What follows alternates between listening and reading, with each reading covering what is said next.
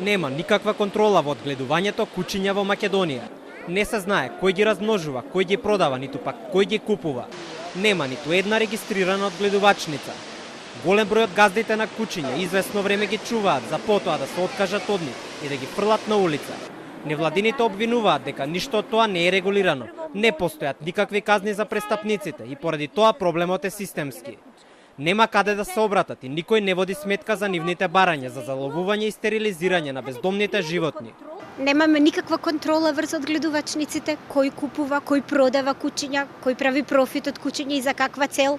Никогаш полиција не влегла ниту во едно од сите тие сомнителни села каде што се штанцаат кучиња за борба, тоа е голем бизнис кај нас. И тие кучиња за борба, кога веќе не се способни или корисни, се прашува некој каде завршуваат, сите завршуваат на улица.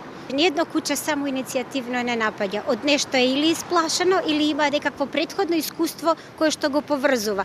Скопјани сметаат дека не смее да се дозволи огромен број бездомни кучиња да шетаат низ центарот на градот, бидејќи дел од нив се агресивни.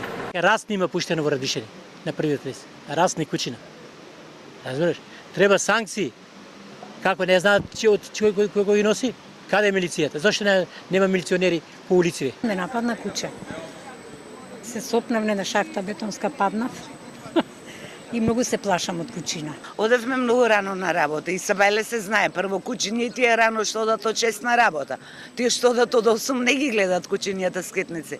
Така да сметаат. Од градот се уште не нудат конкретно решение како планираат да се справат со решавање на постоечкиот проблем со многуте бездомни кучиња на улиците.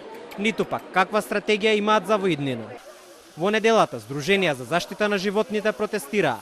Бараат од градските власти да се воведе програмата Залови, стерилизирај, врати. За 3 години нешто повеќе од 1100 кучиња се заловени и убиени во стационарот Вардарище. Дења тие одмараат најмногу на плоштадот во центарот на градот. Навечер се движат во чопори, додека наутро ги придружуваат групите туристи кои што шетаат во Скопје.